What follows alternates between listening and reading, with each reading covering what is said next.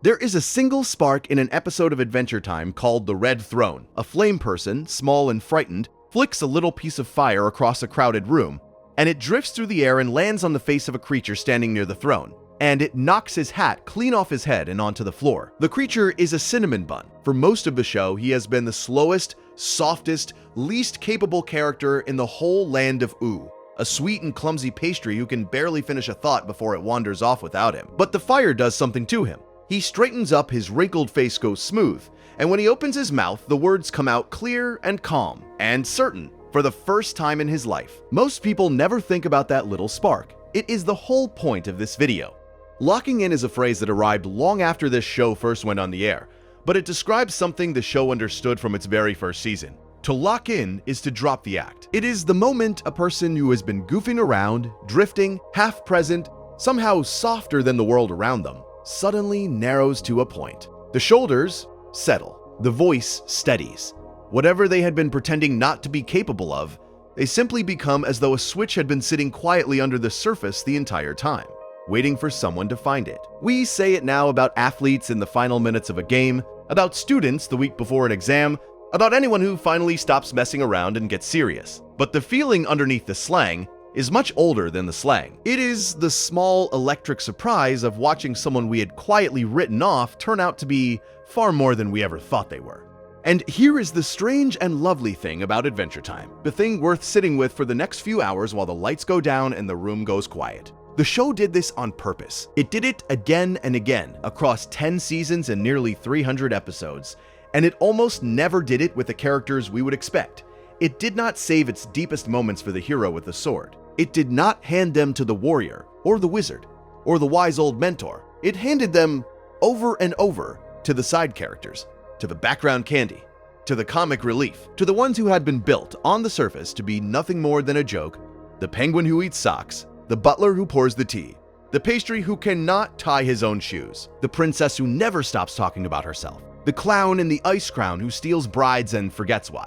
Stay with that cinnamon bun a little longer, because the show is teaching us how to watch it through him. Years before that spark ever touched his face, all the way back in the second season, in an early episode called The Other Tarts, Princess Bubblegum looks at him and explains, more or less in passing, that the reason he comes across as a little slow, a little simple, a little soft in the head is that he was pulled out of the oven too early. He is, as she puts it, only half-baked. It is a throwaway line. It is the kind of joke a show makes and forgets. Except, this show did not forget. It planted that word like a seed and let it sit in the soil for years. And then, in a coup in the Fire Kingdom, it let a stray spark finish the baking that the kitchen never did. The transformation that looks, at first glance, like a random gag is actually the payoff to a setup that had been waiting since almost the very beginning. That is the thesis worth carrying with us tonight. The goofiness was never the opposite of the depth. The goofiness was the disguise that let the depth slip past our guard and surprise us when it finally arrived. So let us begin where the cold open began, with the cinnamon bun, because his story is the gentlest version of everything that follows, and the easiest one to fall asleep inside of. To understand what that spark meant, we have to understand how small he was before it. In his earliest appearances, he is barely a character at all. He is set dressing. He is a candy person among candy people, a little rounded shape with a swirl on top, the kind of background figure a show keeps around to fill out a crowd and sell a bit of merchandise. When he speaks, he says strange, half-formed things. He misunderstands simple instructions. He gets distracted by his own hands. He is the sort of character who exists, in most shows, only to be the punchline, the one whose entire function is to be a little dumber than everyone in the room so that the room feels a little smarter by comparison. And for a long stretch of Adventure Time, that is exactly what he is. But then something quiet starts to happen at the edges of the story, in the corner of the frame where the show keeps the things it cares about most. The cinnamon bun befriends Flame Princess. The friendship begins in an episode called Earth and Water, and it begins with a small act of kindness that the show is careful to make tender rather than funny. He bumps into something the way he always does, and dents himself the way he always does, and instead of laughing at him, Flame Princess heals the dent with the warmth of her fire. That is all it takes. A burned and lonely princess, who has spent her whole life being treated as a danger to be locked away, and a half-baked pastry who has spent his whole life being treated as a fool to be overlooked, recognize something in each other that the rest of the kingdom never bothered to look for. She does not find him stupid. She finds him honest. She has been surrounded her entire life by people who manipulate her, who lie to her, who tell her what she wants to hear in order to control her. And here is a creature so simple that he is incapable of any of that. He says exactly what he means every single time because he does not know how to do anything else. To a girl who has been deceived by everyone she ever trusted, that simplicity is not a weakness. It is the most precious thing in the world. This is the first reframe the show asks of us, and it is worth slowing down on because it sets the pattern for all the others. The thing that made him a joke, his guilelessness, his inability to be clever, turns out, in the right light, to be a kind of virtue. The show has not changed him. It has changed where we are standing. It has walked us around to the other side of the joke so that we can see the back of it, and from the back the joke looks like loyalty. And so when the coup comes, he is already there, at her side, in the Fire Kingdom, having quietly left his old life in the Candy Kingdom behind to be near her. The kingdom has been seized. Her father, the old Flame King, has manipulated his way back toward power with the help of a scheming vizier. And the Flame People have been turned against their rightful ruler. In the middle of all of it stands the Cinnamon Bun, soft and slow and out of his depth, the least likely creature in the room to change the course of anything. And then the spark lands on his face, and his hat falls to the floor, and the heat finishes what the oven left undone, and he stands up a different person. The show is very careful here, and this is one of the small touches that makes Adventure Time what it is. It never stops the story to explain the joke. No one turns to the camera and says, "Ah, of course, he was only half-baked before, and now the fire has cooked him through." The show simply trusts that if we were paying attention years ago, we will feel the click of the pieces fitting together now. And if we were not, the moment still works on its own. The newly baked Cinnamon Bun looks at the crowd of confused, frightened Flame People, and instead of fumbling, instead of wandering off mid-sentence, he speaks to them plainly. He tells them they have been deceived. He tells them the old king brainwashed them, turned them against the daughter who would actually care for them. And the crowd, hearing clear words for the first time, turns. They seize the false king, they rise up. The coup collapses, not because the hero arrived with a sword, but because the fool, suddenly unfooled, told the truth in a voice they could finally follow. And then he does the thing that lifts the whole sequence out of mere comedy and into something that stays with us. He turns to Flame Princess and he tells her that she is not ruthless, the way her father was, and that this is not a flaw. She is, he says, strong-hearted, and he has learned a great deal simply from being near her. He pledges himself to her as her knight and her champion. He tells her in the plain and fearless way that only he can manage, that he loves her, and that he intends to stand beside her for as long as she will let him. And she takes his hand. The fool has become the most reliable person in the kingdom. The half-baked thing has come out of the fire hole. It would be easy to leave the story there, as a neat little arc with a happy ending, and many shows would. But Adventure Time is not finished with him, and what it does next is the part that turns a clever gag into a genuine piece of writing about who people are underneath the things we assume about them. Because the show eventually circles back in a later episode built entirely around him to ask an uncomfortable question. Now that he is smart, now that he is competent, now that he has become the noble knight, what does he think of the creature he used to be? And the answer, at first, is that he is ashamed of it. He wants to be seen as the serious, capable warrior he has become. He does not want to be reminded that he was once a stumbling, half-formed joke. He associates his old self with everything he is trying to leave behind, and so he tries to deny that the old self was ever really him at all. And the show gently tells him he has it backwards. Because here is the truth that he of all characters almost misses. He did not become a knight by becoming smart. He became a knight while he was still a fool. The loyalty came first. The honesty came first. The sweetness, the directness, the refusal to lie, the willingness to stand beside a frightened girl when everyone else had abandoned or betrayed her, all of that belonged to the half-baked creature, not to the polished one. The fire did not give him his virtues. The fire only gave him the words to express virtues he already had. If he had been a clever, calculating creature from the start, he might never have become anything worth becoming at all. The very thing he is ashamed of is the soil that everything good in him grew out of. Being silly and being noble were never opposites. He could be both. He had always been both. That is locking in its kindest possible form. It is not the arrival of something new. It is the revelation of something that was always there, hiding behind a face that the world had taught itself not to take seriously. And once we have seen it happen to the Cinnamon Bun, once we have felt that small click of recognition as the joke turns out to have a heart inside it, we start to wonder how many other jokes in this show are hiding the same thing. We start to look at the background of every scene a little differently. We start to suspect that the show has been doing this all along, and that the next fool to stand up straight could be anyone at all. It could even be someone with no powers, no destiny, and no part to play. It could be a single, ordinary, overlooked nobody working a job he hates in a kingdom that has never once noticed he exists. There is an episode of Adventure Time near the end of the year 2013 in the show's 5th season that is simply called Root Beer Guy, and it is one of the quietest, strangest, most unexpectedly moving things the series ever made. It is named after a character who, until that episode, did not exist in any meaningful way. He was a face in the crowd, a drink with arms, the kind of background candy person we would never have looked at twice. And the show takes that nobody, that piece of living scenery, and gives him an entire half hour. And by the end of it, we care about him more than we ever expected to care about a glass of root beer with a face.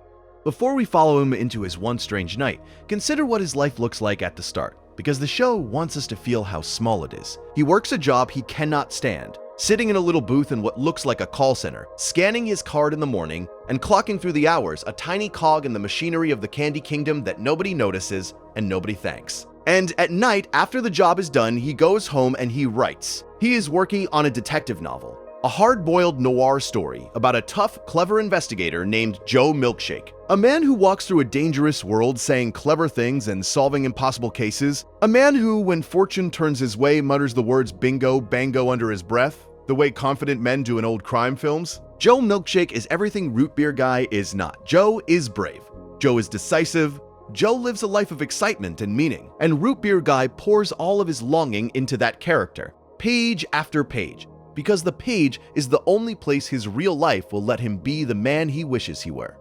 The show is doing something gentle and a little heartbreaking here, and it is worth lying still and noticing. Joe Milkshake is a self-portrait. He is the locked-in version of Root Beer Guy, the version that exists only in ink, the version that has dropped the act and become formidable. And the tragedy is that Root Beer Guy has decided that version can only ever live on paper. He has given up. He has accepted that he is the dull one, the anxious one, the one who will never have an adventure. And so he has put all his courage into a fiction and resigned himself to a life of typing about a brave man rather than being one. And in doing so, he has let his real life rot around him. His mind is sharp, genuinely sharp, full of the deductive instinct that makes a good detective, but he turns it inward and downward into worry and obsession. He is so lost in the story of who he wishes he were that he has stopped seeing the people who are actually in front of him. Most of all, he has stopped seeing his wife. His marriage, by the time we meet him, is a quiet ruin. Cherry Cream Soda loves him, or wants to, but he is never really there. He is distracted, withdrawn, lost somewhere between his hated job and his unfinished manuscript. And she is lonely in the particular way that a person can only be lonely while sitting right next to someone. The show treats this with a surprising frankness for a children's cartoon. It does not pretend the sadness away. It lets us sit in the small, gray unhappiness of a life that has settled into a shape no one ever wanted. And then, into that gray settled life, it drops the strangest night Root Beer Guy will ever have. Because one ordinary evening, Root Beer Guy looks up and sees something impossible. He sees Finn and Jake, the heroes of the entire show, the two figures everyone in OO trusts without question, sneaking through the kingdom carrying Princess Bubblegum away. He sees them lock her in a chest. He sees a kidnapping committed by the last two creatures anyone would ever suspect. And here, at last, is the moment the universe has been withholding from him his whole life. Here is a real mystery, a real crime, a real adventure, the kind of thing Joe Milkshake would walk straight into without flinching. And for one long, terrible beat, Root Beer Guy hesitates, the way he always has, the way the small gray version of him always would. And then he does not hesitate anymore. He locks in. What follows is, in its own modest way, one of the most satisfying transformations in the whole series, precisely because it happens to someone so unremarkable. He tries to tell the authorities no one believes him. The banana guards, the kingdom's hopeless excuse for a police force, cannot be bothered to take him seriously. The whole world looks at this anxious telemarketer claiming the heroes have committed a crime and decides he must be confused, or lying, or simply not worth the trouble. And so Root Beer Guy, who has spent his entire life waiting for permission to matter, finally stops waiting for it. He decides to solve the case himself. He becomes the detective he has only ever written about. He follows the clues. He visits the shopkeeper, a candy person who tells him exactly what Finn and Jake had been buying, and he pieces the trail together with that sharp, deductive mind he had spent so long wasting on worry. He grows braver with every step. The gray, passive, frightened creature from the opening of the episode burns away, scene by scene, and underneath it is a man of action. The man Joe Milkshake was always a portrait of, finally lifted off the page and into the world. If you are still here, drifting somewhere between waking and sleep, please consider subscribing to the channel. It is a small thing, and it costs you nothing, and it helps these long, quiet stories reach a few more people who need something gentle to fall asleep to. There is a twist waiting at the end of his investigation, and it is a clever one, but it does not undo what he has become. It turns out there was never any kidnapping at all. Princess Bubblegum had staged the entire thing herself. A test, an elaborate piece of theater designed to see whether her useless banana guards would ever notice a crime happening right under their noses. The heroes were not villains. The crime was not a crime. The whole mystery was a setup. And the only creature in the entire kingdom who passed the test, the only one who saw what was happening and refused to let it go, the only one who acted, was the anxious little nobody from the call center. He was right. He was the only one who was right. And his reward, the perfect and quietly beautiful reward, is that Princess Bubblegum makes him the new captain of the Banana Guard. The dreamer who spent his life writing about a hero is given a real position in the real world, a place where his talents are finally seen and finally needed. He does not have to escape into Joe Milkshake anymore. He gets to be Joe Milkshake here in his own life, in the only life he actually has. And the most touching part, the part the show is too wise to underline, is what this does to his marriage. He does not fix things with cherry cream soda by sitting her down and promising to change. He fixes them by changing, by stepping out of the gray paralysis that had been slowly killing the love between them, and becoming a creature who acts, who engages, who is present in his own life again. The unfinished novel no longer matters. He set it down because he no longer needed it. The fantasy of being brave had been a substitute for the real thing, and now that he has the real thing, the substitute can be left on the desk, half-written the way unneeded things are. He is locked in, and in locking in he has not only become competent, he has become reachable again, become someone his wife can finally find when she reaches for him.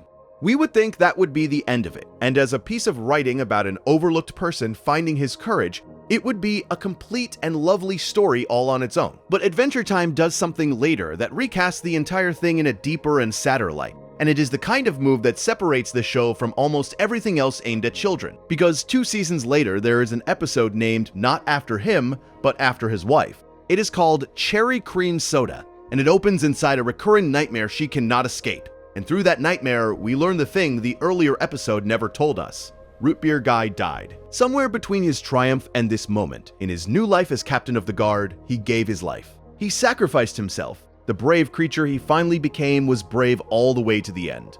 And the end came for him because of it. And the show, having killed him, does something tender and a little eerie. It brings him back, but changed. When he returns, his head is no longer a glass full of root beer. It is a mason jar full of dark, damp soil with a cattail growing where his straw used to be, and his whole body is made of earth now. And he possesses a strange new strength and the quiet power to grow living plants out of nothing. He has died and been planted, and out of the planting something new has come up. And the first thing on his mind, the thing that haunts him in his second life, is a single regret. In the moment of his sacrifice, in the instant he gave everything, he did not think of her. He thought of the heroics, of the duty, of the brave thing that had to be done, and he did not think of Cherry Cream Soda, the wife he had only just learned how to love again. And so he comes back not seeking glory but seeking forgiveness, wanting only to find her and apologize, and, if she will let him, start over, slowly, from the beginning, as a different and gentler creature than the one he was before. Sit with that for a moment, in the dark, because it is doing something the Cinnamon Buns story only hinted at. Locking in is not always a triumph. Sometimes the very courage that finally makes a person whole is the same courage that costs them everything. And they have to learn, painfully in a second life made of soil, that becoming brave is not the same as becoming wise. And that there is a kind of attention, a tending of the people we love, that no amount of heroics can replace. The man who spent his whole first life writing about a hero finally became one. And being one got him killed. And even then the story is not bitter about it. It lets him grow back. It lets him try again. It gives the overlooked nobody not one chance to matter, but 2. And the second chance is softer and sadder and somehow more human than the first. This is the second face of the thing this show keeps doing. With the cinnamon bun, the goofiness was hiding loyalty, and the lock-in revealed a virtue. that had always been there. With Root Beer Guy, the dullness was hiding a hero, and the lock-in revealed not only courage, but the heavy cost of courage, and the still heavier lesson that comes after. Two background characters, two creatures we would never have looked at twice, and in each of them, waiting under the joke, was a whole person, with a whole interior life ready to stand up the moment the show decided to let them. But the show was not always so kind about what it hid, because the next thing waiting under a familiar, harmless face is not a virtue, and it is not a tragedy. It is a power, old and dark and patient, dressed in a butler's coat and carrying a tray of tea. Peppermint Butler is on the surface the most harmless figure imaginable. He is a small peppermint candy in a neat butler's tailcoat, blue where most butlers wear black, with a little red bow tie and red gloves and small white eyes. And he spends his days in dignified service to Princess Bubblegum, pouring tea, attending to guests, keeping the Candy Kingdom running with the quiet competence of a good servant. He is polite. He is formal. He is the picture of domestic gentleness, the sort of background figure who exists to bow and to fetch and to fade pleasantly into the wallpaper of a scene. If we were asked to name the least threatening creature in all of Oo, we might very well name him this tiny, courteous mint in his little blue coat. And that is exactly the disguise, because under the tailcoat, under the manners, under the harmless smallness of him, Peppermint Butler is one of the most genuinely frightening beings in the entire series. A practitioner of dark magic so old and so deep that the show itself seems a little afraid of him, revealing what he is only in slivers, scene by scene, year by year, never quite all at once. The first sliver comes early, in the second season, in an episode called Death in Bloom. The setup is pure comedy. Princess Bubblegum leaves Finn and Jake to guard a beloved plant while she travels, and the two of them, being who they are, party too hard and accidentally kill it. Desperate to fix their mistake before she returns, they go looking for a way to retrieve the plant's soul from the land of the dead itself. And they turn, of all the creatures in the kingdom, to the little butler. And the little butler, it turns out, knows the way. Not vaguely. Not in theory. He knows the way to the underworld with the casual familiarity of someone who has walked it many times. He teaches them the method, a simple crossing of the eyes that opens a path between the living world and the dead one. He warns them, with the offhand precision of an expert, not to drink the water there. And he reveals in passing that he is on personal terms with Death himself, that the Lord of the Dead is something like an acquaintance of his. And then he names his price. In exchange for showing them the way, he tells Finn and Jake, almost sweetly, that he would like their flesh. He would like to peel it from their sleeping bodies as payment. And his small white eyes glow. It is the first time the show ever shows us, plainly, that the polite little butler practices dark magic, and it lands with a strange cold thrill precisely because of how harmless he had seemed a moment before. The creature who pours the tea has a standing relationship with death. The joke has teeth. The show keeps feeding us these slivers, and it trusts us to assemble them slowly. In an episode called Mortal Recoil, when Princess Bubblegum has been possessed by the great evil of the series, the ancient horror called the Lich, it is Peppermint Butler who knows. He cannot be fooled. He takes one look at the possessed princess and he hisses, like a cat that has seen something in the dark, because he can sense the evil inside her when no one else can. He has a connection to forces the other candy people cannot even perceive. In the background of another episode, tucked into a photograph on a wall, we can glimpse him serving as a caddy for Marceline's father, Hunson Abadir, the demon lord of the Nightosphere, the ruler of a whole realm of damned souls, which suggests that the butler's connections reach not only into the land of the dead, but into the courts of demons. And in yet another episode, he summons a demon directly into the body of the cinnamon bun, casually, the way another character might light a candle. If you are enjoying this, and if it is helping you drift, please take a moment to subscribe. It truly helps the channel keep making these, and it means a great deal. For a long time, that is all we get of him, these glimpses at the edges of other people's stories, and it would be easy to treat them as a recurring background gag.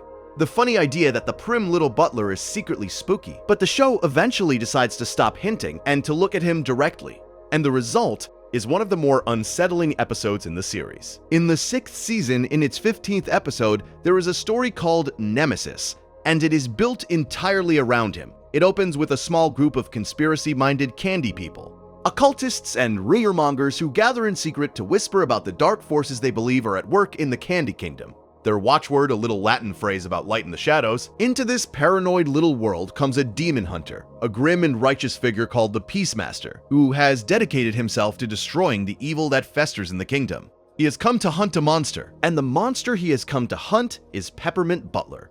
There is a small, delicious confusion in the episode because Princess Bubblegum, eavesdropping, assumes the hunter must be talking about her own ruthless and secretive methods of rule, which is a whole separate thread worth pulling another night. But the hunter is not after the princess. He is after the butler. And the butler, learning that someone has come to destroy him, does not cower, and he does not flee. He reaches down into the dark well of power he has kept hidden under the tailcoat all these years, and he brings it up, and he meets the demon hunter head on. What we see in that confrontation is not a gag anymore. It is a real and dangerous sorcerer, fully willing to use the terrible things he knows, and the episode leaves us with the distinct and uncomfortable understanding that the little mint who pours the tea could, if he chose, do truly monstrous things. And then, at the very end of the show's life, in one of the long specials made after the main series had finished, the show goes all the way in. The special follows Peppermint Butler and almost no one else, and it finds him in a strange and vulnerable state. By this point in the larger story, he has lost his power. He has been splashed with a kind of mind-dulling potion and reduced, in a sense, back to a beginning, stripped of the spells he had spent so long mastering. And so he enrolls as a student at a school for wizards. Just another small and inexperienced beginner among many, trying to learn the magic arts from the bottom up. But his checkered past will not stay buried. Strange and terrible things begin happening at the school, and suspicion falls on him, on the new student with the dark history, and he is forced to confront not only the mystery but himself. The special is markedly darker than the show usually allowed itself to be. A child dies and the show does not soften it. The story carries one of the higher body counts the franchise ever produced. And crucially, the butler's connection to dark magic is, for the first time, no longer played for laughs at all. The joke is fully gone. What is left is a question. He once flirted with becoming a kind of terror, with starting what the story darkly calls a second age of terror. And now, given the chance to climb back to that power, he has to decide what he actually wants to be. This is the third face of the thing the show keeps doing, and it is the one that should make us a little uneasy in the good way. As the room goes dark, with the cinnamon bun, what was hidden under the joke was loyalty. With Root Beer Guy, what was hidden was courage and grief, and the cost of both. But with Peppermint Butler, what is hidden under the joke is power, old and patient and not entirely safe. The genuine capacity for darkness wearing the costume of a servant. The show understood that the most effective place to hide something frightening is behind something charming. The smaller and politer and more harmless a creature seems, the more room there is underneath for something vast. And so it took its deepest reservoir of occult menace and it tucked it into the one character no one would ever suspect, the little mint in the blue coat. And it let that menace surface only in glimpses, so that every time it did, we felt the floor drop a little. Once we have understood that, once we have accepted that the show will hide enormous things inside tiny harmless ones, we are ready for the largest version of the trick. Because if a butler can hide a sorcerer, and a glass of root beer can hide a hero, then think about the smallest, silliest, most purely decorative joke in the entire series. Think about the penguin. Gunter is a penguin. That is the joke, and for most of the series, that is the entire joke. And it is a very good one. Gunter belongs to the Ice King, one of a whole flock of nearly identical little penguins who shuffle around his frozen lair. And of all of them, Gunter is the one the show returns to, the one who has become a kind of mascot. Gunter smashes bottles for no reason. Gunter eats socks. Gunter waddles into frame to disturb whatever the Ice King is doing, and then waddles out again. Gunter is pure comic decoration, a small, round, black and white shape that exists to be adorable and a little chaotic and nothing more. There is no creature in all of O who looks less like a threat to anything than this sock-eating penguin. And Gunter is, in truth, an ancient cosmic horror older than time itself. A being that once ruled the solar system and shattered worlds, and the slow unveiling of that fact is one of the most patient and audacious pieces of long-form storytelling the show ever attempted. The hints are there for years, buried so lightly that they read as jokes. Early in the series, when Marceline's father, the soul-devouring demon lord Hunson Abadir, comes up from the Nightosphere, he takes one look around and remarks that the penguin is possibly one of the most evil beings he has ever encountered. It is a perfect throwaway gag. The Lord of Demons, surrounded by heroes and princesses and monsters, points at the cute little penguin and calls it evil, and everyone laughs, because of course the joke is that he is wrong. That the penguin is harmless, that a being of pure malice has comically misjudged a waddling bird. Except, as the show will eventually reveal, he was not wrong at all. He looked at Gunter and he saw exactly what was there. He recognized a kindred darkness that the rest of Oo could not perceive.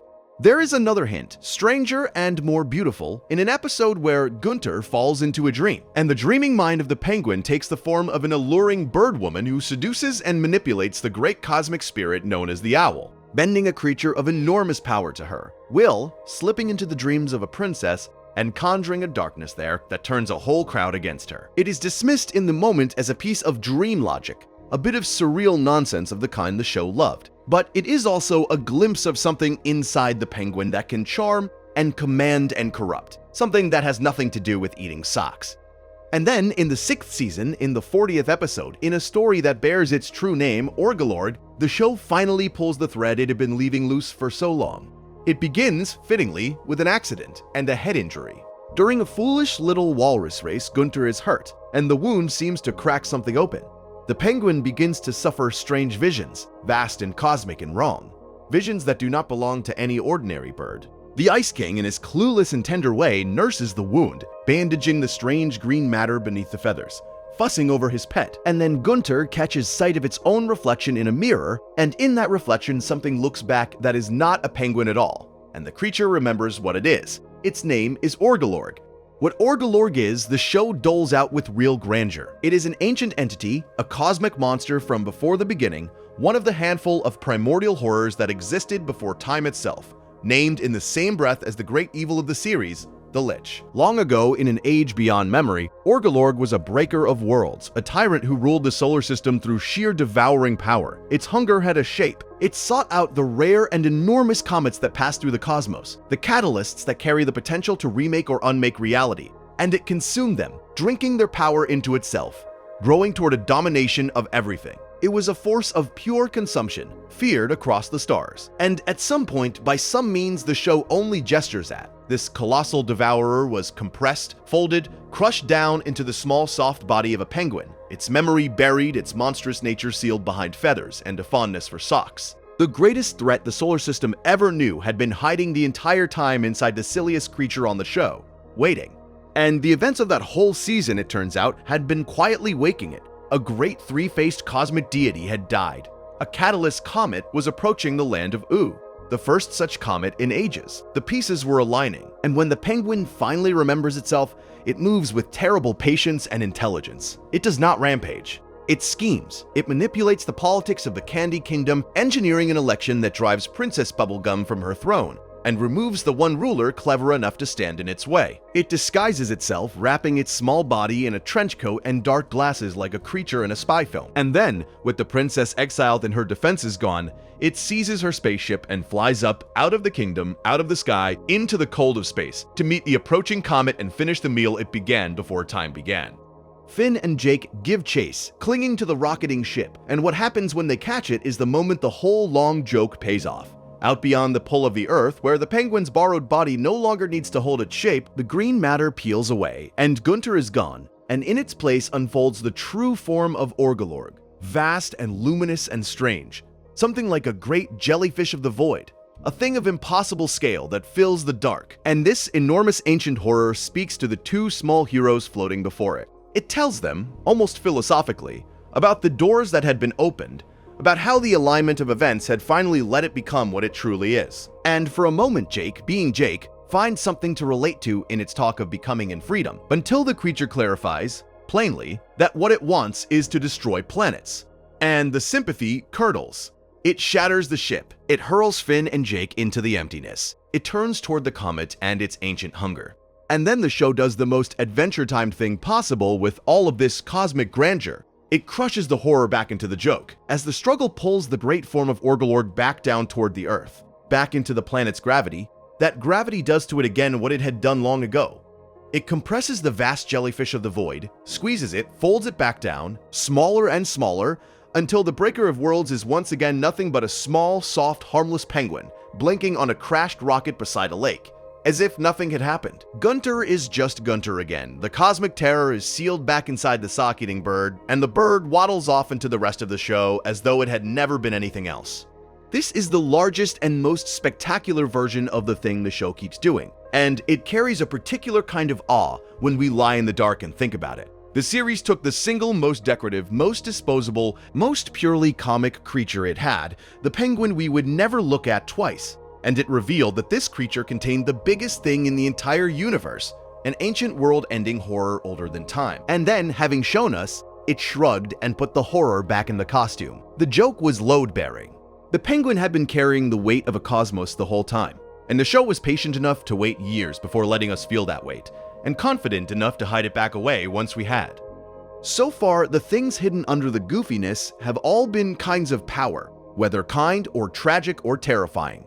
A loyal heart, a brave one, a dark and dangerous gift, a devouring star. But the show could also use this same trick to hide something much softer and much more painful than any power. Sometimes what is waiting under the loudest, silliest, most self-absorbed character on the show is not strength at all. Sometimes it is loneliness. Sometimes it is grief. A lumpy purple cloud with a little star on her forehead and a mouth full of sharp teeth. And she talks constantly in a deep, nasal, blaring voice about the only thing she seems to care about, which are boys and drama and gossip and herself. She is vain. She is shallow. She is self-absorbed to a degree that is almost heroic in its own way. She interrupts. She exaggerates. She turns every situation, no matter how serious, into a stage for her own feelings.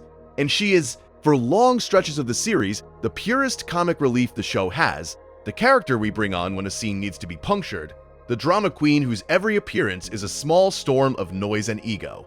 And here is the detail that quietly reframes everything about her, a detail that comes not from inside the show, but from the creator himself. The man who made Adventure Time, who also performs her voice, has explained that he built that voice deliberately as a mask. The blaring valley accent, the raised pitch, the loudness, all of it was designed to cover something, to keep genuine emotion from showing through.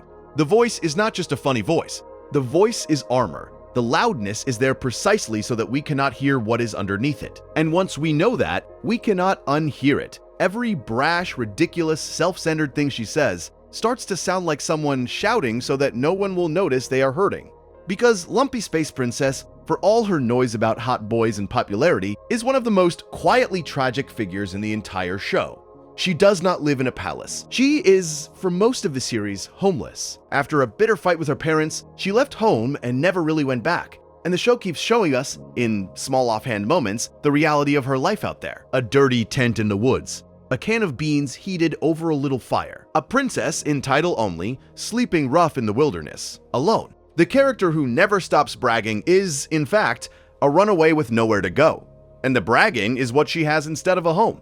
The episode that lays it all bare comes in the 3rd season, in a story called The Monster, which first aired in the late summer of 2011, and it is a small masterpiece of hiding a sad story inside a silly one.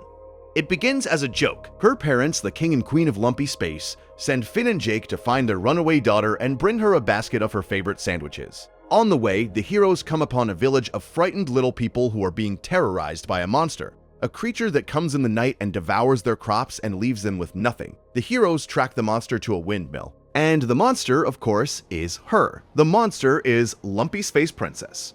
And then she tells them how she got there, and the comedy drains slowly out of the story and leaves something aching behind. After the fight with her parents, she explains she ran away into the woods, and she was cold, and she was hungry, and she was utterly alone, wandering with no shelter and no plan.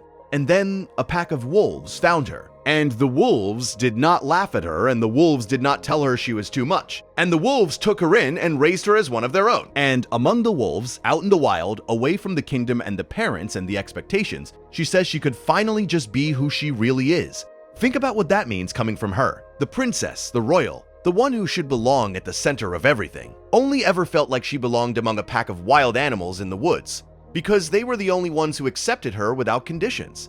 If this quiet story is helping you towards sleep, please consider subscribing to the channel. It is a small kindness that helps these essays keep reaching the people who need them. But she could not even keep that, because she did the thing she always does, the thing the loud voice is built to do, and it cost her everything. She blurted out a painful truth in the middle of the pack, exposed a secret, caused exactly the kind of drama she always causes, and for it she was banished, cast out even by the wolves who had taken her in. And so she was alone again, more alone than before, and she wandered until she came upon that village, and the villagers took one look at this strange, lumpy creature emerging from the trees and screamed and ran, because they thought she was a monster. And here is the small, terrible choice that the episode turns on.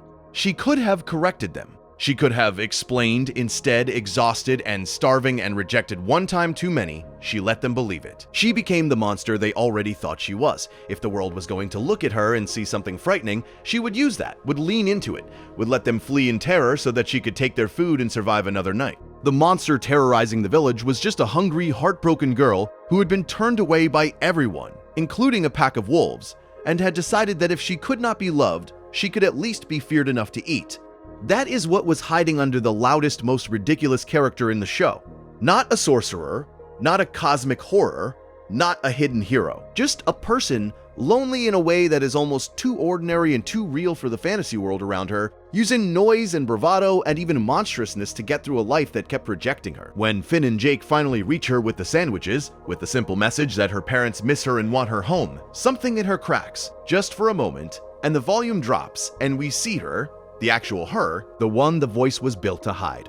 And she goes home, the reconciliation does not entirely hold, and she drifts back to her camp in the woods before long, because wounds like hers do not close in a single afternoon. But for one moment the mask came down, and the show let us see the grief it had been covering all along. This is locking in turned completely inside out. With the others, the moment of revelation made a character bigger, more capable, more powerful than we thought. With Lumpy Space Princess, the moment of revelation makes her smaller, more fragile, more human than we thought.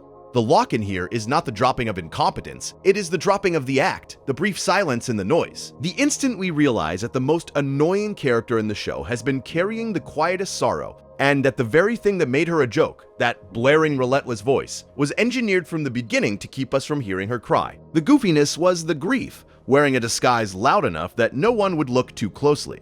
And if the show could hide a whole lonely interior life inside a loud purple cloud, then it was ready, at last, to attempt the deepest and most devastating version of this idea, the one all the others had been quietly preparing us for. It was ready to take the silliest villain it had, a clownish old man in an ice crown who steals princesses and talks to penguins, and reveal that he was the saddest character in the entire show, and that he had been, the whole time, a tragedy wearing a very funny hat. The Ice King is a clown. For most of the series, that is his entire function, and the show plays it for everything it is worth.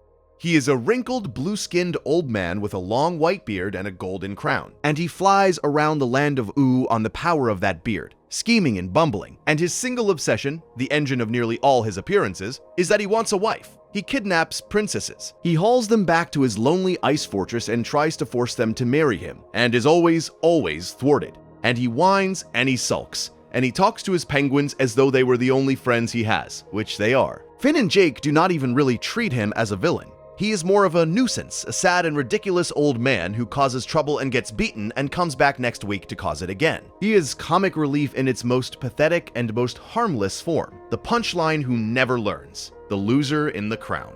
And the Ice King is, underneath all of that, the most heartbreaking character in the entire show. And the slow revelation of who he truly is may be the single greatest thing Adventure Time ever did, because the Ice King was not always the Ice King. Once, long before the apocalypse that broke the world and gave rise to the land of Ooo, he was a man named Simon Petrikov, and Simon was kind. Simon was a gentle scholar, a collector of strange and ancient things, a man with a fiancée he loved, and a quiet, decent life ahead of him. And then Simon found a crown.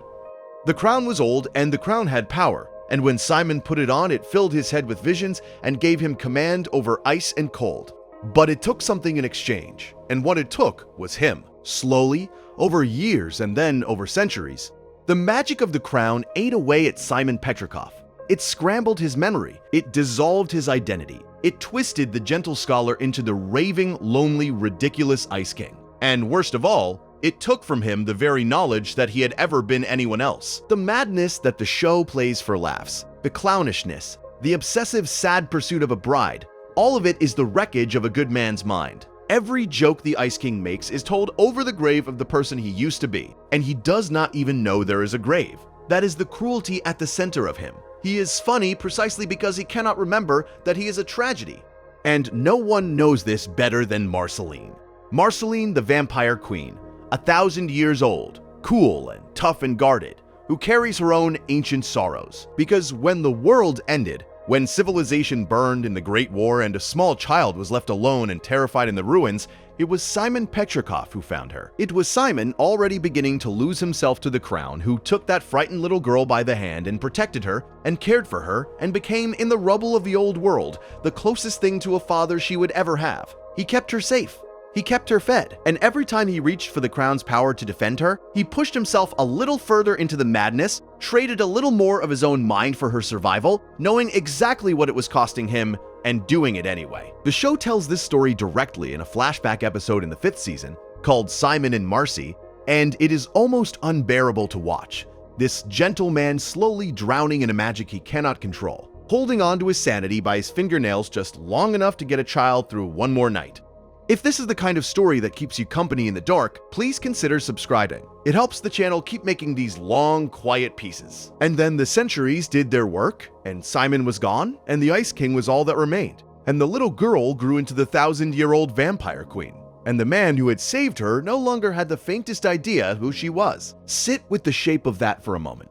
The person who loved her most in all the world is still alive, still right there, still wearing the same face. And he looks at her with a stranger's eyes. He does not remember rescuing her. He does not remember the years they spent surviving together. He does not remember loving her at all. He is a ghost that refuses to finish dying, haunting the body of her rescuer, and she has to live in a world where he walks around as a joke. All of this comes to its unbearable point in the 4th season, in the 25th episode, in a story called I Remember You, which first aired in the autumn of 2012, and which is, by a wide margin, one of the most quietly devastating things ever made for a children's channel.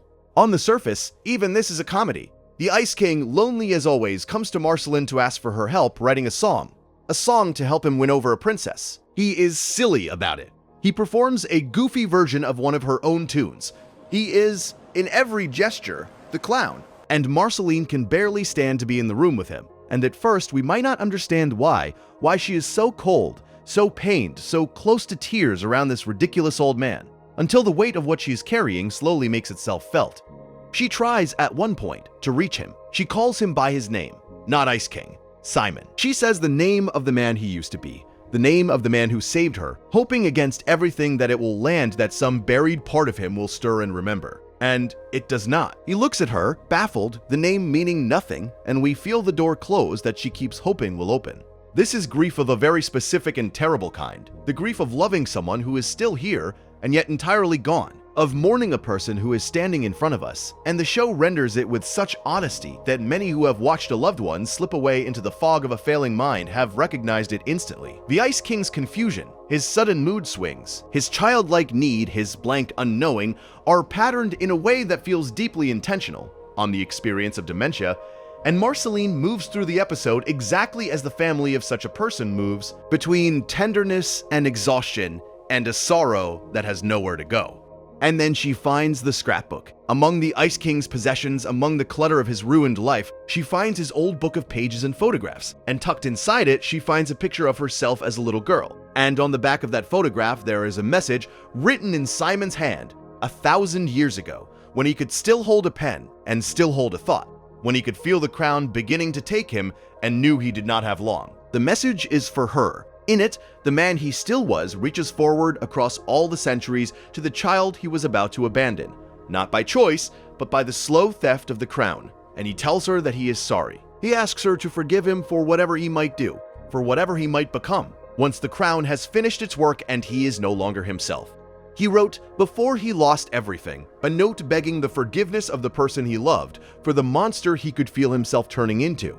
He knew. At the end, before the fog took him completely, Simon knew what was coming, and his last clear act was to apologize for it. And here is the detail that breaks the whole thing open, the detail that is almost too much to bear. The Ice King sees Marceline holding the note. He does not recognize it. He does not understand that he wrote it, that it is his own goodbye, that the words on the back of that photograph are the last message of the self he can no longer remember. He looks at the writing, and being who he now is, he assumes it must be lyrics, words for the song he came here to write. He gets excited about it. He wants to put music to them. He has no idea that he is asking her to help him set his own 1,000-year-old apology to a tune. And Marceline, overwhelmed, unable to hold it back any longer, begins to sing. She sings the words of the note, the words Simon wrote to her before he vanished, and she weeps as she sings them. And the Ice King, delighted, oblivious, joyful, plays the drums along with her, happy to be making music with a friend, never once understanding that the song is the sound of his own soul saying farewell, and that the woman beside him is grieving him to his face while he smiles. There is no lock-in here in the way there was for the cinnamon bun or for root beer guy. There is no triumphant moment where the goof stands up straight and becomes capable. With the Ice King, the locking in is the opposite, and rarer and more precious for its rarity. Every so often across the series, the fog parts for an instant, and Simon surfaces, and for a few seconds the clown is gone and the gentleman is there again, lucid, aware, himself, before the crown drags him back under. And those few seconds, scattered like rare jewels across 10 seasons, are the most powerful moments the show has, precisely because the rest of the time he is a joke. If he were always sad, the sadness would be ordinary. It is the contrast that destroys us. It is the fact that the funniest character is the saddest one. It is the fact that the buffoon we laughed at for years was carrying the entire time. A tragedy so large that the only way the show could let us near it was to wrap it in a beard and a crown and a flock of penguins, and let us laugh, so that when the truth finally came, it would land all the harder for everything we had failed to see. This is the deepest version of the thing the whole show keeps doing. And now, we can see why all the others came first. Why the cinnamon bun and the detective and the butler and the penguin and the lonely princess had to prepare us. They taught us, one at a time, that the joke is never only a joke, that there is always something waiting underneath the funny face. And the Ice King is where that lesson reaches its furthest and most painful conclusion. The thing waiting under his joke is not a virtue, or a hidden courage, or a dark power, or a cosmic horror, or even a private grief. The thing waiting under his joke is an entire human being, kind and frightened and lost, who sacrificed his own mind to save a child and was punished for it with the erasure of everything he ever was, and who now wanders the world as a punchline, mourned by the people who loved him while he stands right there, smiling, not knowing he is gone. And the most merciful thing about the show, the thing worth holding on to as we drift toward sleep, is that it does not leave him there forever. It spends its final season slowly, carefully, reaching for him, trying to find a way to bring Simon back from under the crown, to undo what cannot easily be undone, to let the gentleman come home at last. But that is the ending, and the ending belongs at the end. For now, it is enough to understand the depth of what was hidden, and to feel the full weight of a show brave enough to bury its most human story inside its silliest character, and patient enough to wait years before letting us find it. After all of that, the show offers a softer kind of example, a gentler breath before the end, and it comes from the smallest member of the household. Not every locked-in moment has to be heavy. Some of them are simply quiet and warm, and the better for being so. Consider BMO. BMO is a little living video game console, a small rounded machine with a screen for a face and stubby arms and legs, who shares the treehouse with Finn and Jake and is, in many ways, the child of the family. BMO plays games. BMO sings songs. BMO talks to its own reflection in the mirror as though the reflection were a separate friend, invents elaborate make-believe scenarios, and moves through the world with the bottomless, playful imagination of a small kid who has never once doubted that the world is a wonderful place. BMO is whimsy in its purest form, the character we bring on to be sweet and silly and small. We would never think to rely on BMO in a crisis. BMO is a toy. And yet, there is an episode in the 5th season called BMO Lost, in which the little machine is snatched up by a giant eagle and carried far away from home, dropped into a strange and unfamiliar part of the world with no idea how to get back. And what BMO does, alone out there, is not panic and wait to be rescued. BMO sets out, BMO navigates. BMO takes responsibility, even taking a small, helpless creature under its care along the way, and finds the long way home through sheer pluck and loyalty and refusal to give up. The toy turns out to be braver and more capable than anyone in the treehouse ever asked it to be. And across the series, there are more of these moments, small ones, where the playful little machine quietly reveals a depth of heart and courage that its silliness had kept hidden, an entire interior life of love and longing and identity tucked inside something built to look like a plaything.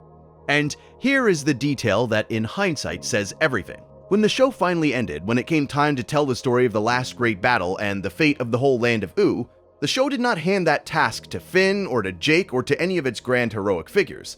It handed it to BMO. The entire finale is framed as a story being told far in the future, long after everyone is gone, by the little machine who has outlasted them all and carries their memory. Of every character the show could have trusted with the weight of remembering everything, with being the one who holds the whole story safe across the centuries, it chose the toy. The silliest, smallest, most childlike member of the family turned out to be the keeper of the entire show. That is the gentlest lock-in of all. Do not underestimate the toy. The toy was paying attention the whole time. If these stories are easing you toward sleep, please consider subscribing to the channel. It is a small thing that helps keep the lights on and keeps these long, quiet essays coming. So now we have seen the whole gallery, and it is worth pausing here, in the middle of the dark, to ask the deeper question that all of them together raise. Why? Why did this show, again and again with such patience and such care, take the things it had built to be jokes, and reveal that they were carrying something enormous? It would have been easier to keep them as jokes. The penguin could have stayed a penguin. The butler could have stayed a punchline. The cinnamon bun could have wandered through the background for 10 seasons without ever standing up straight. What was the show doing by refusing to let them stay small? Part of the answer is craft, pure and simple. And it is worth understanding because it is one of the oldest secrets of how stories move us. A serious character behaving seriously does not surprise us. When the noble hero does a noble thing, we nod, because that is what noble heroes are for, and the moment, however well made, slides past without quite catching. But when a character we had filed away as comic relief suddenly drops the act, the surprise itself becomes part of the feeling.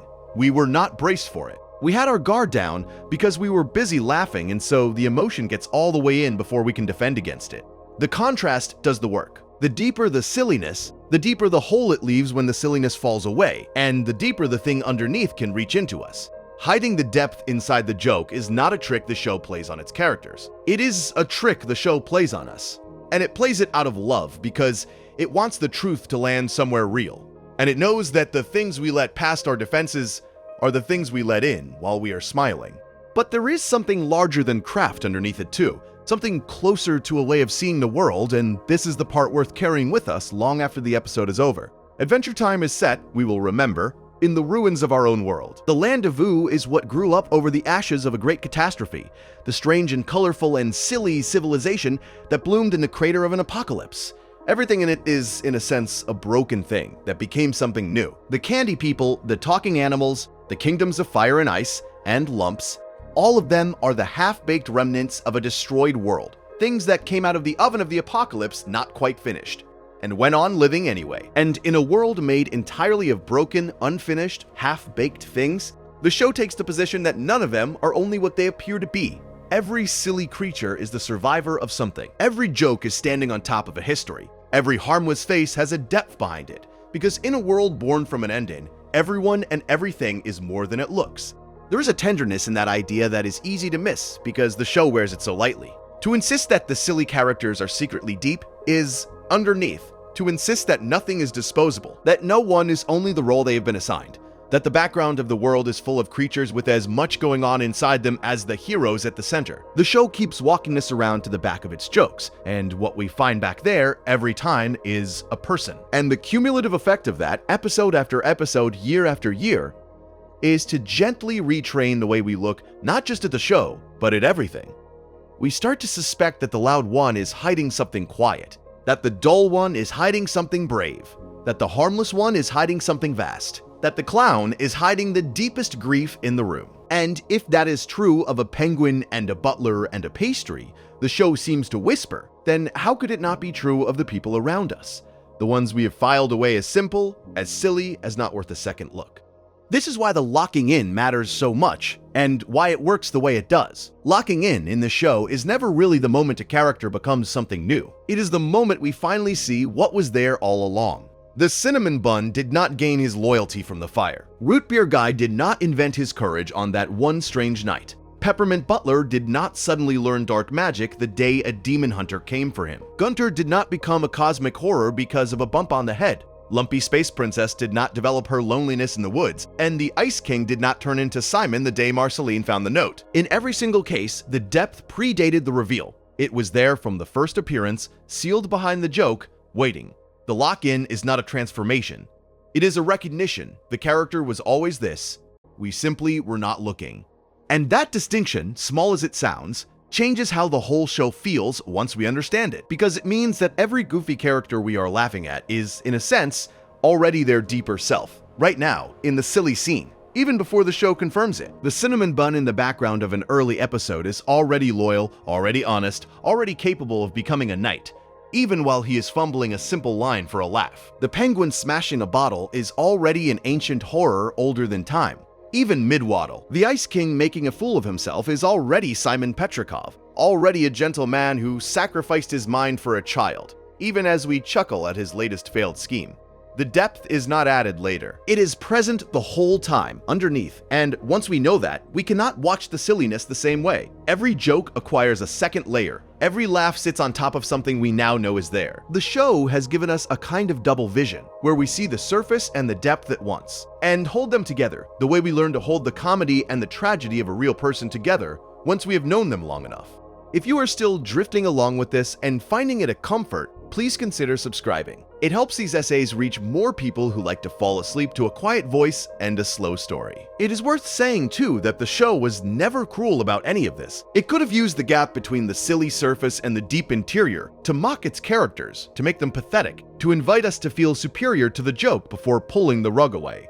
It almost never does. When the cinnamon bun is ashamed of who he used to be, the show does not laugh at him. It gently tells him that who he used to be was the best part of him. When Root Beer Guy dies and comes back as a thing made of soil, the show does not treat him as a punchline. It lets him grieve and lets him apologize and lets him try again. When Lumpy Space Princess drops the mask for a moment in that windmill, the show does not pile on. It just lets the silence sit there and lets us feel it. And with the Ice King, the show extends a tenderness that is almost unbearable, refusing across 10 seasons to let his tragedy become a joke at his expense, instead holding the comedy and the sorrow in such careful balance that the comedy itself becomes a kind of mercy, a way of making the unbearable bearable enough to look at. The show loves these creatures. That is the thing. It hides their depth not to trick us into contempt, but to surprise us into care, and the surprise always lands on the side of love. And the more of the gallery we assemble in our mind, the more we start to notice that the show built these reveals to rhyme with one another, to echo and deepen as they go, each one preparing us for the next. It starts us gently with the cinnamon bun, where the hidden thing is a simple virtue and the reveal is warm and funny and triumphant. Then it raises the stakes a little with Root Beer Guy, where the hidden thing is courage, but the reveal carries the shadow of death and the weight of regret. Then it turns the warmth to unease, with Peppermint Butler, where the hidden thing is power and the reveal makes the floor drop. Then it goes enormous, with Gunter, where the hidden thing is a cosmic horror and the reveal fills the sky. And then, having taught us to expect strength behind every silly face, it flips the whole pattern over, with Lumpy Space Princess, and then the Ice King, and shows us that the hidden thing can just as easily be weakness, sorrow, loss, and ordinary aching humanity, and that the silliest faces of all might be hiding not power but pain. By the time we reach Simon, we have been so thoroughly trained to look underneath the jokes that the show can simply set the truth in front of us, the apology on the back of the photograph, and let it do its terrible work, because we have learned over many hours and many episodes exactly how to see it. That is a remarkable thing for any show to pull off, let alone one that began as a loose and goofy cartoon about a boy and his magical dog wandering a candy-colored wasteland having silly adventures. It built, slowly and quietly and across years, an entire philosophy of attention, an argument that the world is full of half-baked things carrying full-grown souls, and it taught us that argument not by stating it, but by hiding it inside dozens of jokes and trusting us to keep looking until we found it. And the place where it gathers all of this together, where every half-baked creature finally comes out of the oven hole, is the very end, the last episode, the place where the show says goodbye. The series finale is called Come Along With Me, named after the gentle song that closed so many episodes, and it arrived in the late summer of 2018, after 10 seasons and very nearly 300 episodes. As a long, 4-part farewell, almost a small film in its own right, and the show makes a quiet, fitting choice in how it tells this final story. It does not tell it straight. It frames the whole thing as a tale being recounted, far in the future, long after Finn and Jake and all the rest are gone, by the little machine, BMO, who has outlived everyone and sits at the top of a mountain remembering. 2 young wanderers come looking for the story of the old world, and BMO tells it to them, and so the entire finale unfolds as a memory held safe by the smallest and silliest member of the family, the toy who turned out to be the keeper of everything. Even the structure of the ending is built on the show's deepest idea. The one we would least expect is the one carrying the whole story. The events themselves gather every thread the show ever spun, Princess Bubblegum stands on the edge of a great war against her own creation. Her vengeful uncle, Finn, searches for a way to stop the fighting before it begins. And into the middle of all of it, drawn by the chaos, comes the largest darkness the show ever named. A vast and alien deity, a thing of pure unmaking, and for a while it seems the world might simply end the way it began, in catastrophe. But the show, in its final hours, makes its final argument. The warring sides realize that the thing they should fear is not each other, that their conflict is small beside the thing it is summoned, and they lay down their weapons and turn together against the real darkness. The ending is not won by violence. It is won by the same thing the whole show was always quietly about. The recognition that the creature across from us is more than the role we cast it in, that even enemies contain more than our fear of them allowed us to see. And then, when the battle is over and the world is saved and the long story winds down toward its close, the show does the most generous thing it knows how to do. It shows us the futures. It moves through its enormous cast, one beloved face after another, and it shows us where they end up, what becomes of them, and it is here, in this closing montage, that every half-baked creature the show ever hid a soul inside finally comes out of the oven whole. It is here that all the locking in the show ever did pays off at once, gently, like a long exhale. Watch what happens to Lumpy Space Princess, the loud, lonely, homeless drama queen, the runaway who lived in a tent and ate beans over a fire and was rejected by everyone including a pack of wolves. The one whose blaring voice was built from the beginning to hide her grief is crowned. She becomes the ruler of Lumpy Space. She is, at the very end, a queen, respected at last, given the recognition and the place in the world that she spent the entire series pretending she did not need. The mask she wore so loudly for so long is finally something she can set down, because the thing it was hiding, her longing to matter, to belong, to be seen, has finally been answered. The joke gets her crown. Watch what happens to Gunter, the sock-eating penguin, the cosmic horror folded into a small soft body, the breaker of worlds crushed back down into a waddling joke.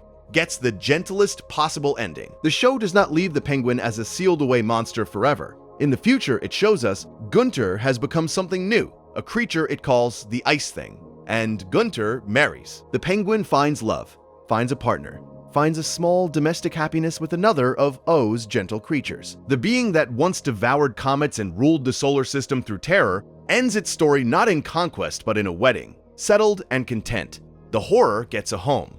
Watch what happens to the Earl of Lemongrab, a character we have not lingered on tonight, but who deserves a moment here, because he is one of the show's strangest and most unsettling creations. A shrieking, sour, miserable creature, conjured into being by Princess Bubblegum and never quite right, a being of pure discomfort and need, who spent his existence screaming at a world that did not know what to do with him. He is, in his way, the hardest of all the comic characters to love, the one whose silliness curdles into something genuinely painful to watch.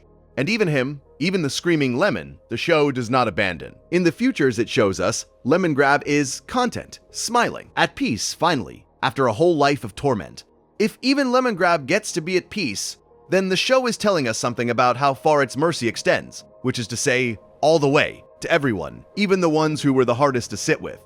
Watch what happens to Peppermint Butler, the little mint in the blue coat, the secret sorcerer, the practitioner of dark magic with a standing acquaintance with death, the one character whose hidden depth was genuinely a little frightening, gets an ending that is quietly perfect for him. He ends up living alongside Marceline and Princess Bubblegum, part of their household, part of their strange and loving little family. The keeper of so much darkness finds his place not in some shadowed tower, but in a home, beside two people who care for one another, folded into ordinary domestic happiness.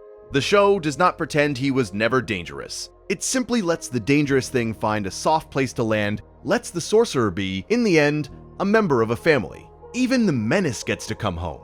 Watch what happens to BMO, the toy who told us this whole story.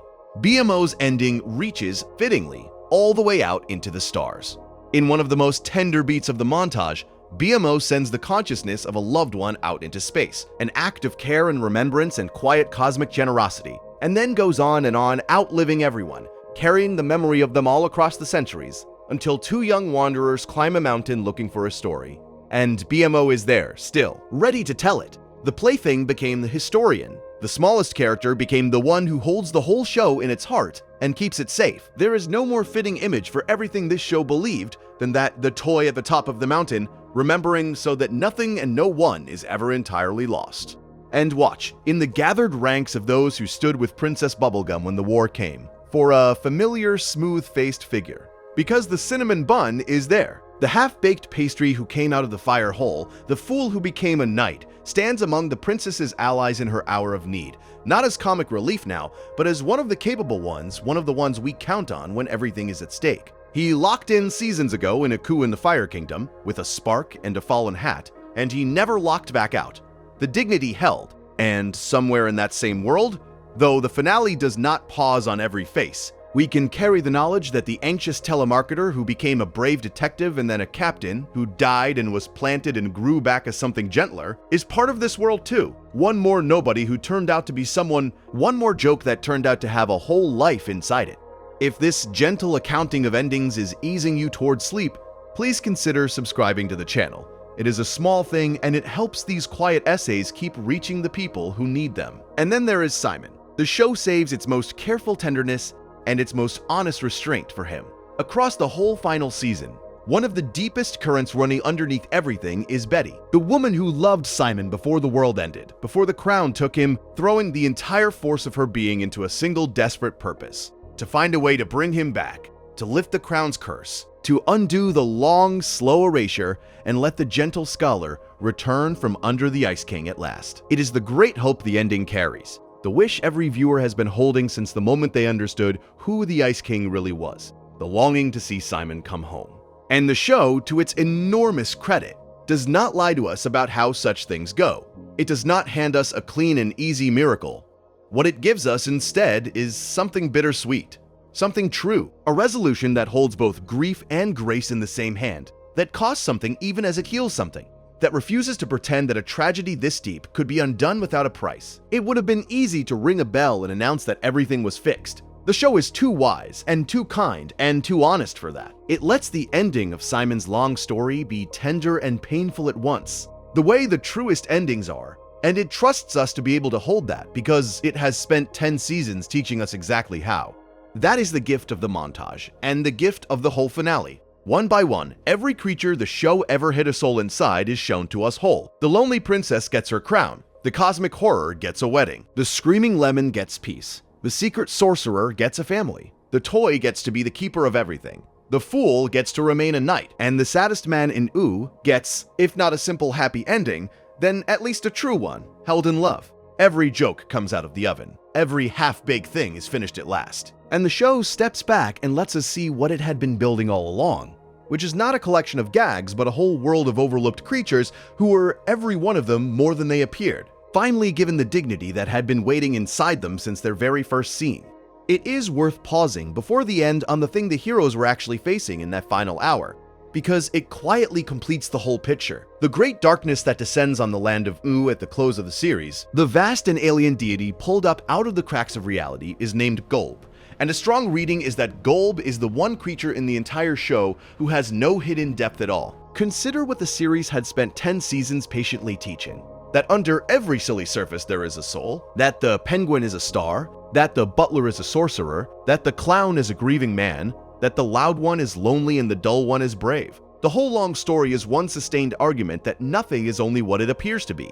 And then, at the very end, it introduces a final antagonist who is exactly, only, and entirely what it appears to be. A thing of pure unmaking with nothing underneath. No buried tenderness, no secret history, no soul waiting in the dark to be revealed.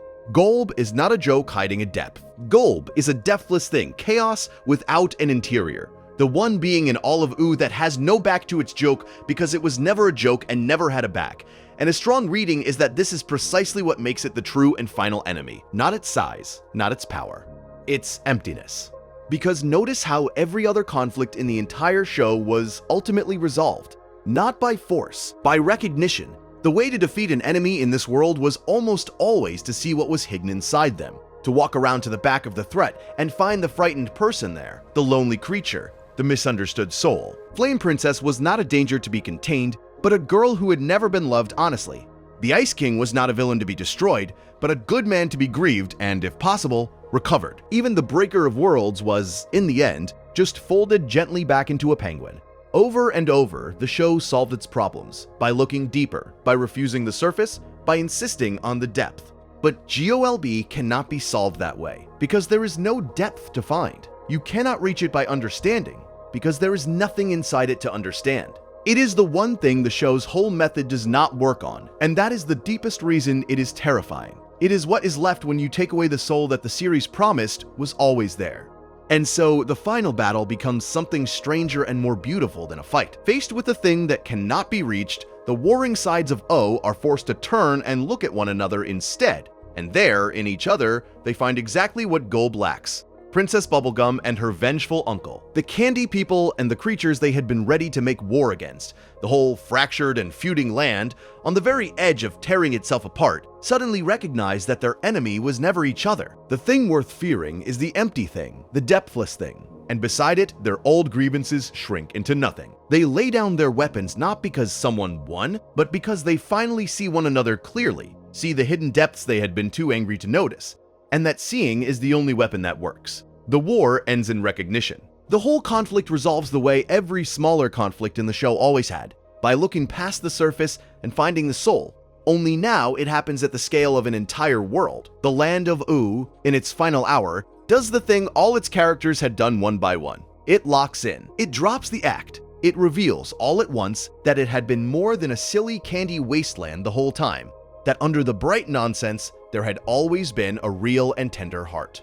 And the most aching expression of that, the place where the theme cuts deepest, is what becomes of Betty and Simon. Because the answer to a depthless horror, the show decides, is not domination, but love, and love of the costliest kind. Betty, who had given everything to the hope of bringing Simon back from under the crown, is the one who meets the emptiness most directly, and what she does to spare the world she loves and the man she loves is an act of sacrifice rather than conquest, a giving up of herself rather than a defeat of the enemy. The show does not pretend this is painless. It does not let you walk away with a clean and simple victory. It gives you instead a bittersweet grace, a salvation that costs something dear, a resolution in which the world is saved and the darkness is answered, and yet a real loss sits quietly at the center of the happiness, the way real losses do. Even against the one thing with no soul, the show insists the answer is still a soul, still love, still someone willing to give something up for someone else.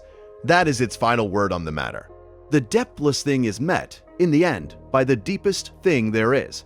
There is something almost unbearably fitting in that when you sit with it in the dark. A show that spent its whole life finding the hidden depths in everyone it could reach, ending on a confrontation with the one thing that had no depth at all, and answering that emptiness not with a bigger emptiness, not with greater force, but with the very thing it had been quietly pointing at the entire time, the soul under the surface, the love that recognizes, the willingness to look at another creature and see more than your fear of them. Every locked-in moment the show ever gave you, every fool who stood up straight, and every joke that turned out to have a heart was preparing you for this, for an ending that staked everything on the belief that depth is real, that souls are real, that the inside of things matters more than the outside, and that when you are finally faced with a thing that has no inside, the answer is to become more fully what you are, to lock in, to reveal the depth, and to meet the empty dark with everything warm and hidden and human that it can never have. Which brings us back, as it must, to where this all began. Back to a crowded room in the Fire Kingdom. Back to a small, frightened flame and a stray spark drifting through the air. Back to a soft, slow, half-baked creature standing in the background of someone else's story, about to become the center of his own. Picture it again, now that we know everything. The cinnamon bun standing where he always stood, at the edge of the frame, soft and rounded and a little lost. The creature everyone in the room has spent their whole lives overlooking. The Flame Princess, frightened, cornered, surrounded by a kingdom turned against her. The old false king and his schemes. And the spark, small and almost weightless, drifting across the room and landing on the pastry's face, and knocking his little hat to the floor. The first time we saw it, it was a gag. A funny accident. A clumsy creature getting bonked by a stray flame. But we are not seeing it for the first time anymore. Now we know what that spark was finishing. Now we know about the oven he came out of too early. The half-baked word planted seasons before. The loyalty and the honesty that had been sitting inside him the entire time, waiting for heat enough to set them. Now we know that the spark did not give him anything. It only cooked through what was already there.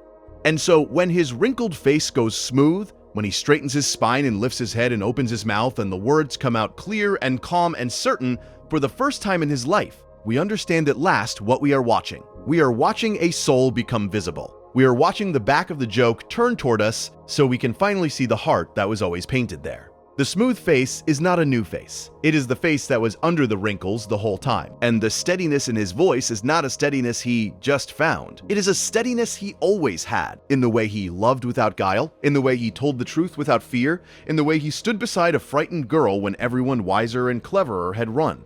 The locking in was never the moment he changed. It was the moment the show let us see that he had never needed to. This is what that single spark was always pointing at, and it is why it makes a fitting door into everything this show is doing. Because the lock-in, in Adventure Time, was never a trick of plot, never just the satisfying beat where the underdog rises. It was the show's entire theory of who people are. It was the show saying over and over in a dozen different keys that the depth is not added by the dramatic moment. The depth is revealed by it. The dramatic moment is only a spark. The thing it sets alight was always already in the room. And if that is true of a pastry and a penguin and a butler and a detective and a lonely princess and a clown in a crown, then the show wants us to wonder whether it might be true more widely than that. Whether the smooth face under the wrinkles, the steady voice under the stammer, the whole person under the joke might be waiting inside far more of the creatures around us than we have ever bothered to look for. There is a particular comfort in this idea, and it is worth letting it settle over us as the night deepens. We spend a great deal of our lives sorting the things and the people around us into what they appear to be. This one is silly. This one is simple. This one is loud and shallow and not worth a second thought. This one is just background, just scenery, just a face in the crowd. It is an efficient way to move through a crowded world. It is almost always wrong, and some quiet part of us knows it is wrong. And that part of us is exactly the part that this show is speaking to. Because every time the cinnamon bun stood up straight, every time the penguin turned out to be older than time, every time the clown turned out to be the saddest soul in the room, the show was gently loosening the grip of that sorting, was reminding us that the labels are a convenience and not a truth, that the half-baked thing in the corner has a whole life inside it, that we are surrounded always by depths we have agreed not to notice. And the goofiness, in the end, was never the enemy of any of that. This is the thing it is easy to get backwards, and the show is careful to get it right. The silliness was not a wall standing between we and the depth, a thing to be broken through and discarded once the real story arrived. The silliness was the disguise the depth chose to travel in, the soft outer shell that let something tender or vast or sorrowful move through the world unguarded until the moment it was ready to be seen. The cinnamon bun's clumsiness was not the opposite of his nobility. It was the soil his nobility grew in. Lumpy Space Princess's blaring voice was not the opposite of her grief. It was the shape her grief took so that she could survive carrying it. The Ice King's foolishness was not the opposite of Simon's tragedy. It was the mercy that made the tragedy survivable for him and for the people who loved him and for us, watching. The journey was goofy. The destination was dignity. And the whole long, beautiful point of the show was that we do not have to choose between them. That a creature can be ridiculous and profound at once, can be a joke and a soul at once, can wear the silliest hat in the world over the deepest heart in the room. It is worth noticing as the story settles toward its end that the show practiced on itself the very thing it kept doing to its characters, because Adventure Time began as a goofy little cartoon, a loose and colorful and frankly silly thing about a boy and his stretchy dog wandering a candy wasteland, punching monsters and making jokes. That is what it looked like from the outside. That is the hat it wore. Almost no one watching those early episodes would have guessed that underneath the goofiness was one of the most ambitious and emotionally serious works of its kind ever made. A show that would build patiently over years, a whole meditation on memory and loss, and identity and the dignity hidden inside overlooked things. The show was itself a half-baked creature in the corner of the room, soft and silly and easy to dismiss. And then, episode by episode, it stood up straight. It locked in. It revealed the depth that had been sitting inside it the whole time. And it asked us to do for it exactly what it had taught us to do for its characters, which was to look again and to find the soul under the joke. There is something quietly moving in that, in a show that was so good at finding the hidden depths in others, turning out to be the perfect example of its own lesson. It did not announce its seriousness. It did not put on a solemn face and demand to be taken as art. It stayed silly all the way through, even at its most devastating, because it understood, better than almost anything else made for children or for anyone, that the silliness and the depth were never in competition. The drum beat under the saddest song, the penguin under the cosmic horror, the candy colors over the post-apocalyptic grief. The goofiness was always the way in, never the thing in the way. And so the question the show leaves us with as it winds down is a gentle and slightly haunting one, and it is a good question to carry with us into sleep. Who, in our own life, have we filed away as the comic relief? Who have we decided is the silly one, the simple one, the loud one, the one who is exactly and only what they appear to be on the surface? The show does not ask this to scold we. It asks it the way a friend asks a question late at night, softly, knowing the answer will come slowly. It simply wants us to consider the possibility, the strong and tender possibility, that the people we have not looked at twice are carrying depths we have never been shown, that there is a smooth face under more than one set of wrinkles in our world, a steady voice under more than one stammer, a whole hidden interior life behind more than one harmless, overlooked, easily dismissed face. The show spent 10 seasons training our eyes. The kindest thing we could do with that training is to use it on the real creatures around us, the ones the show cannot reach, the ones only we can see. If this has kept you company all the way to here, near the edge of sleep, please consider subscribing to the channel. It helps these long, quiet essays keep finding their way to people who like to drift off to a slow voice in the dark. And maybe as the last of the waking thoughts loosen and the room goes soft, the gentlest place to turn that question is inward, because we too are more than we appear. We spend our days, as everyone does, wearing the outer shell the world expects, the small talk and the routines and the easy surface, the silly hat of an ordinary life. And underneath it, the way it is underneath everyone, there is something the surface does not show. There are the things we have survived that no one watching would guess. There is the courage we have not had occasion to use yet, sitting quietly, waiting for its spark. There is the depth that the busy comic surface of a day never quite has room to reveal. The show believed in that hidden depth so completely, in pastries and penguins and clowns, that it would be a strange thing to believe it in all of them, and not in ourselves. We are not the joke either. We never were. We are a half-baked thing in a warm dark, carrying a whole soul, waiting, like all of them, for the heat that will let the world see what was always there. There is a reason this show became something people return to, again and again, long after the last episode aired. The reason it has become the kind of thing people fall asleep to, the way we may be falling asleep now. It is not only the candy colors or the strange dream logic or the songs, though those are part of it. It is that the show is, at its heart, deeply reassuring about the thing people most quietly fear, which is that they are small and forgettable, and only the surface they show. Adventure Time spends 300 episodes patiently, lovingly proving the opposite. It takes the smallest, silliest, most forgettable creatures it can find, and it shows us every time that there was a whole world inside them. And it leaves that proof sitting at the top of a mountain in the memory of a little machine who outlived everyone, so that the proof would never be lost, so that the message would keep being told to whoever came looking far into the future. Long after the tellers were gone, we are more than we appear. So was everyone. Nothing with a soul in it is ever only a joke. There is one more thing worth saying before the lights go all the way down, and it is about what this show does to us over time, across the long years one might spend with it. Because a series like this is rarely something we watch only once. It is the kind of thing we return to season after season, the kind of thing that ends up playing softly in the background of 100 ordinary nights. The kind of thing people fall asleep to again and again until its rhythms become as familiar as a childhood home. And here is the quiet magic of building a show this way, on hidden depths and slow reveals. It means the show is never the same twice. The first time through, we laugh at the penguin, we roll our eyes at the loud princess, we treat the old man in the crown as a harmless nuisance. We take the surfaces at face value, because we have not yet been shown what is underneath. But once we know, we can never go back to not knowing, and every return trip becomes a different experience entirely.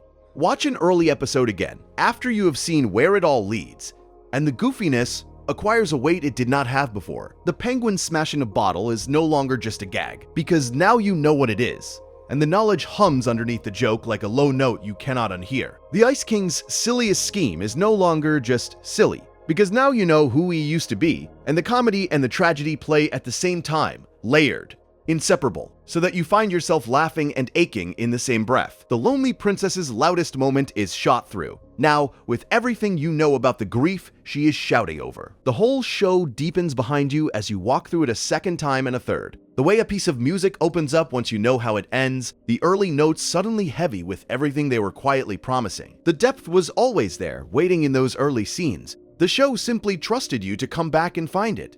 And that, in the end, may be the most generous thing a story can do, and the most fitting note for this one to leave you on as you drift. It gives you a reason to look again.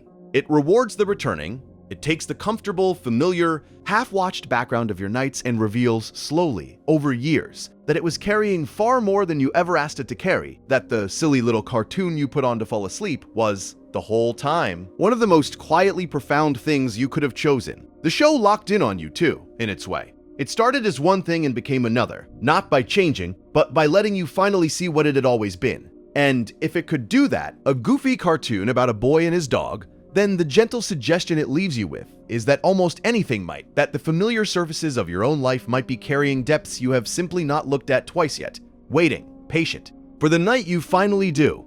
There is the cinnamon bun, the half-baked pastry who came out of the fire hole, standing straight at last, his wrinkled face gone smooth, a knight in a kingdom that once mistook him for a fool.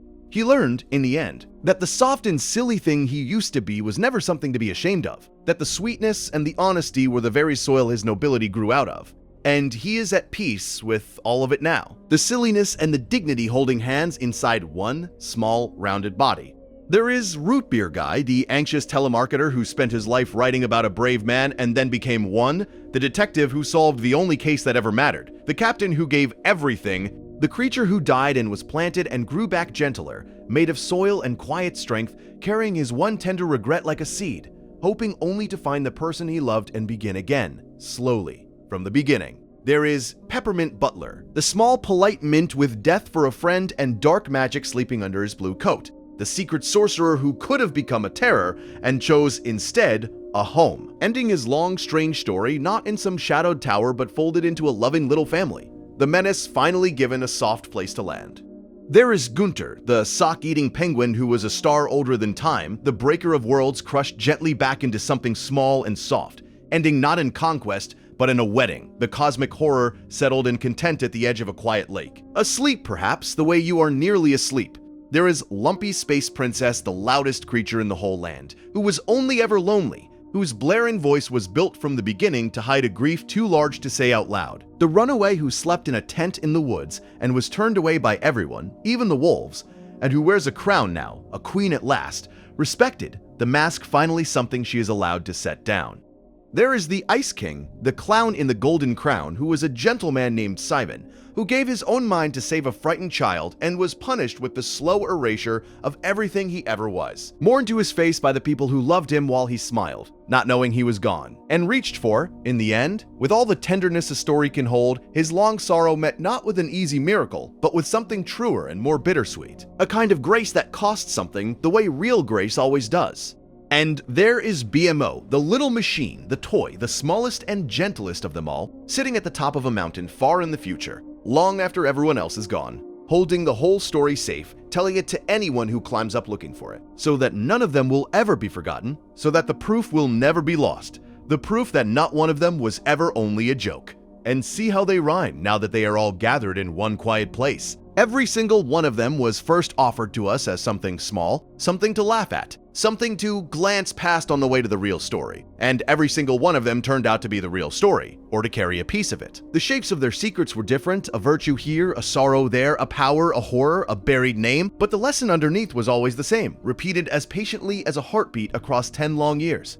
Look closer. Look again. The thing in the corner that you decided was nothing is very rarely nothing. It is almost always a whole world wearing the smallest possible disguise. If this gentle procession has carried you all the way to the edge of sleep, please consider subscribing to the channel. It is a small kindness and it helps these long, quiet essays find their way to more people who need a soft voice in the dark. Let them all settle now, the whole procession, into the warm dark behind your eyes. Let the kingdom go quiet. The candy people are sleeping in their candy houses. The fire kingdom has banked its flames down to embers. The ice fortress is still, the penguins tucked away, the old man dreaming whatever the crown allows him to dream. Somewhere, a little machine keeps watch over all of it, remembering so that you do not have to. There is nothing left to do tonight but rest. The story has been told, every half-baked thing has come out of the oven whole. Every joke has been shown to have a heart, and the gentlest truth the whole long show ever offered is still here, waiting, soft as a hand on your shoulder in the dark, which is simply this, that the things we overlook are full of depths we were never shown, that the silly surface is only ever a surface, that under every funny face, given time and a little warmth, There is a soul as real and as large as your own. And so we come back one last time, the way the show always came back, to a single spark drifting across a crowded room. So small, so easy to miss, a stray piece of fire floating through the air, landing soft on the face of a creature no one was watching. A little hat falling to the floor.